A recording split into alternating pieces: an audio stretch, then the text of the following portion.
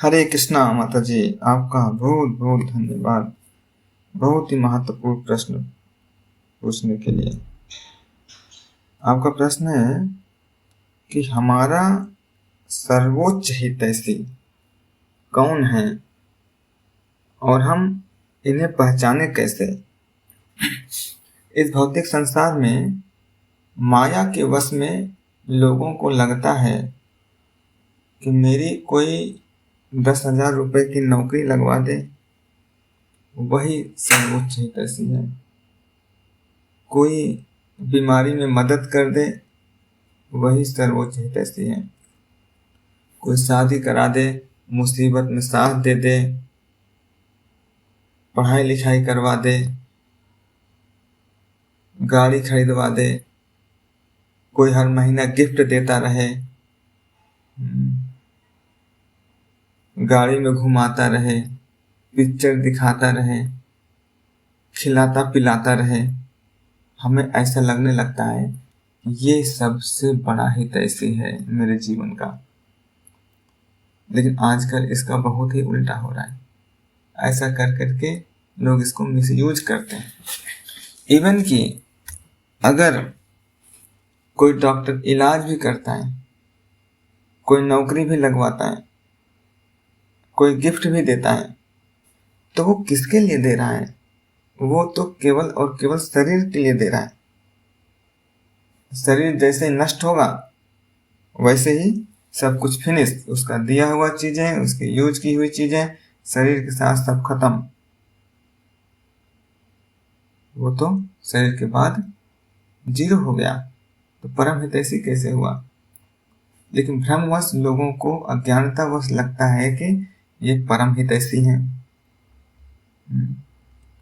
लेकिन असली हितैषी कौन है?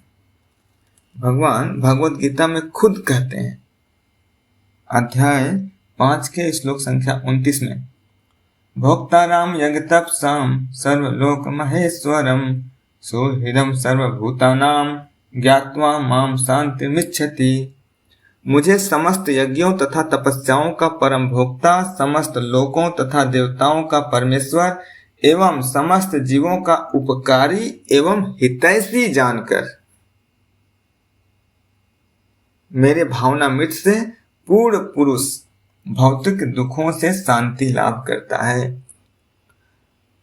अगर हम भगवान को पूर्ण रूप से हितैषी मानेंगे तो ही हम इस भौतिक जगत में पूरी तरीके से शांति अनुभव कर सकते हैं, इसके अलावा नहीं।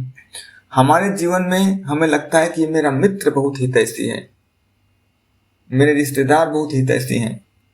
नहीं, वो मित्र जो हमें भगवान कृष्ण की तरफ लेके जाए, हमारी चेतना को, वो हितैषी हैं। असली हितैषी वो हैं। वो व्यक्ति जो कि हमारी बुराइयों से दूर लेके जाए,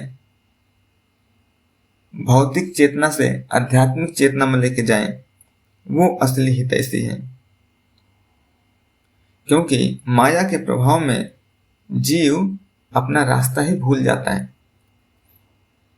कोई व्यक्ति जा रहा हो, रास्ता भटक जाए, तो वो असली हितैषी है जो उसके वास्तविक घर का एड्रेस बताए, वो नहीं कि जो घुमा दे इधर नहीं इधर, वो हितैषी नहीं है।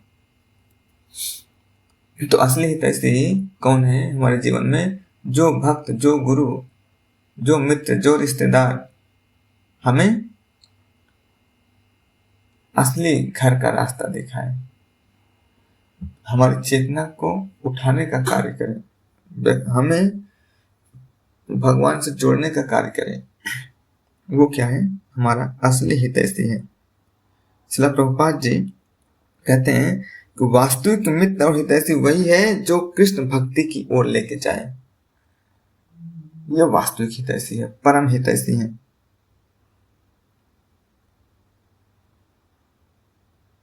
हम अपने हितैषी को पहचानने का यही तरीका। अगर जो हितैषी, जो लोग हमें भौतिक शरीर से कनेक्ट कर रहे हैं, चाहे डॉक्टर हो, माता पिता हो, बीमारी में हो, शिक्षा हो, धन हो आदि के लिए जो मदद कर रहे हैं, ये शरीर स्तर पर है, लेकिन आध्यात्मिक स्तर पर नहीं है। ये परम हितैषी नहीं है। जो व्यक्ति आत्मा के स्तर पर मदद करें वो क्या है, हमारे असली हितैषी है। अब वो कैसे कर सकते हैं आत्मा के लेवल पर मदद? वो हमें भक्तों से जोड़कर, किसी प्रोग्राम में ले आकर, भगवत गीता के क्लासेस में ले आकर, उनको हरे कृष्ण महामंत्र सुनाकर, उनको जीवन के महत्व को समझाकर, इस प्रकार से हम क्या कर सकते हैं, लोगों के असली हितैषी बन सकते हैं।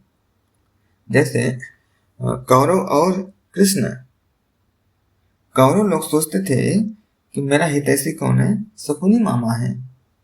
लेकिन शकुनी मामा क्यों लगता था? क्योंकि वो उनका फ्लैटरिंग करते थे। उन्होंने क्या किया, पूरे कौरवों को नाश कर दिया।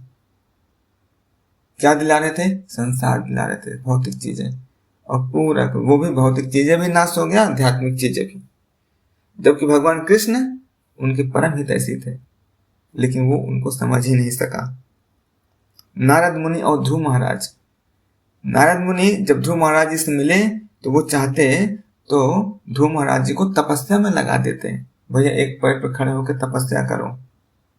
लेकिन नारद मुनि ने क्या किया, नारद मुनि ने ध्रुव महाराज जी को भक्ति का उपदेश दिया, भगवान का चिंतन करने के लिए रास्ता सुझाया, और वो भगवान को प्राप्त की। ये है असली हितैषी। शिला प्रभुपाद ने ये असली हितैषी हैं। इन्होंने राक्षसों को भी